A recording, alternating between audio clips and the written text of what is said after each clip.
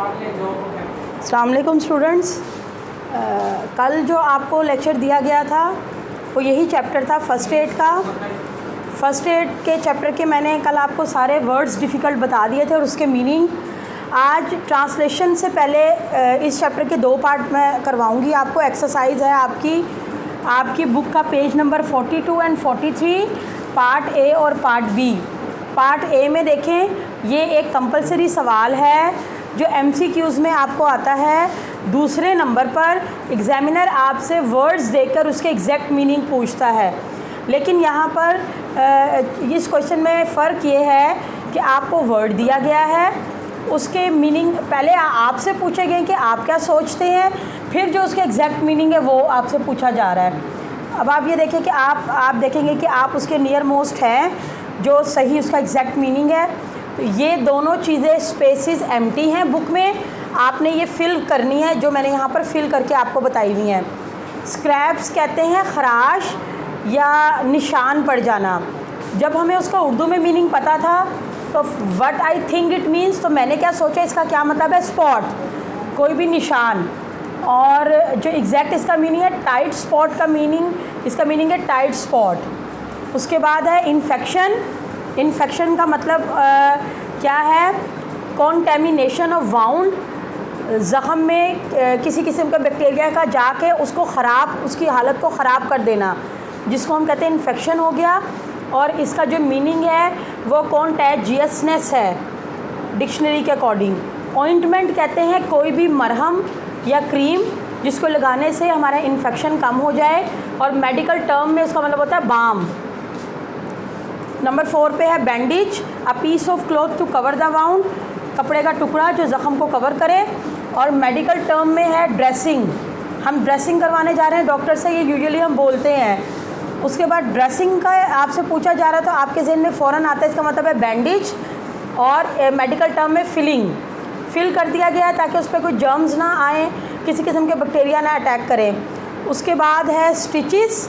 Stitches का मतलब होता है कोई चीज़ कट गई है या खुल गई है बॉडी की और उससे ब्लीडिंग हो रही है, या किसी किस्म की कोई चोट लग गई है, तो उसके लिए हम क्या वर्ड यूज़ करते हैं, इसका क्या मतलब होता है, स्टिच लगा दिए। या सर बच्चों का अक्सर फट जाता है तो हम उस बच्चों को स्टिचेस लगवाते हैं, तो उसका क्या मतलब होता है, ज्वाइन टुगेदर, यानी जिस्म के एक पार्ट को दूसरे पार्ट से ज्वाइन करना है ताकि वो नॉर्मल फंक्शनिंग करे। और इसका मेडिकल टर्म में फास्टन मतलब ये होता है कि जल्दी से हीलिंग हो जाए ज़ख़म की। तो ये आपका पार्ट 1 था। ये चीज़ें आपकी एक्सरसाइज में एम्प्टी हैं जो मैंने आपको फिल करके बताई हैं। पार्ट बी पे आप आएँ, उसी के नीचे है आपका पेज नंबर 43 पे कंप्लीट द मिसिंग वर्ड। आपको एग्जैक्ट मीनिंग दिए गए हैं, इधर से आपसे वर्ड्स जो है वो एग्जामिनर ने गायब कर लिए हैं, या एग्जामिनर ने ये दे के नीचे ऑप्शन दी हुई हैं। आपने इसको नहायत ध्यान से सुनना है जो मैं बोल रही हूँ, और आपने अपनी बुक पे से फिल कर लेना है। पहले हम इसका मीनिंग देखेंगे, to put out of the place, यानी किसी भी चीज़ को सही जगह पर रखना। इसके ये ऑपोजिट आपने बताना है, प्रीफिक्सेस लगाने हैं। ये मैं आपको बता दूँ, इधर सब में जो है डिस लगना है। आप ये देखें कि to put out of the place, किसी भी जगह किसी भी चीज़ को उसकी सही जगह पर रखना।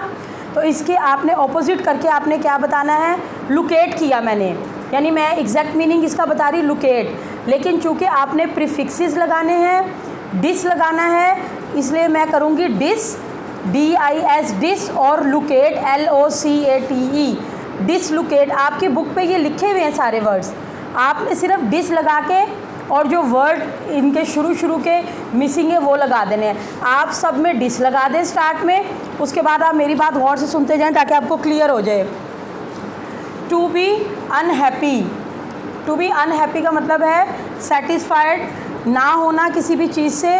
तो अब जब मैं किसी चीज़ से सेटिस्फाइड हूँ तो मैं लिखूँगी सेटिस्फाइड, लेकिन टू बी अनहैप्पी, मैं उसी से नहीं खुश, तो मैंने क्या लगाया, डिससेटिस्फाइड। ठीक है, DIS लगाएंगे और उसके बाद S लगा के, ये बाकी सारे स्पेलिंग वैसे ही लिखे हुए हैं। उसके बाद आप देखें टू डाइवर्ट, तवज्जो को, तवज्जो में इनहराफ कहते हैं जिसे हम, यानी क्लास हो रही है और अचानक कोई आउटसाइडर आता है तो आप सबकी अटेंशन डाइवर्ट हो जाती है, तो टीचर अपनी आवाज़ से आपको दोबारा मतवज्जो करते हैं कि क्लास बी अटेंटिव। तो डाइवर्ट का मतलब होता है डिस्ट्रैक्ट हो जाना, किसी भी काम में या किसी भी चीज़ में इनहराफ आ जाना और वक्ती तौर पे जो है डिस्टर्बेंस हो जानी। तो आप क्या लिखेंगे, DIS डिस, आगे T लगा के, बाकी सारे स्पेलिंग आपकी बुक में लिखे हुए हैं, डिस्ट्रैक्ट। उसके बाद है टू एक्सक्लूड। टू एक्सक्लूड का इंक्लूड के, ये इंक्लूड का ऑपोजिट है। इंक्लूड का मतलब होता है शामिल करना, एक्सक्लूड का मतलब होता है निकाल देना। अब डेफिनेट बात है यहाँ पर आपको पता चल रहा है कि अगर हम क्यू लगा देंगे तो क्वालिफाई हो जाएगा, लेकिन चूंकि हमने टू एक्सक्लूड का लिखना है तो हम क्या लिखेंगे, डिसक्वालीफाई, यानी उसको इस चीज़ से या इन रिक्वायरमेंट से निकाल दिया गया है, वो क्वालिफाई नहीं कर रहा। तो मैंने आपको पहले बताया सब में डिस लगना है, डिसक्वालीफाई हो गया। उसके बाद है टू डाउट, यानी जब हमें किसी चीज़ पर शक होता है तो हम क्या करते हैं, उस पर यकीन नहीं करते।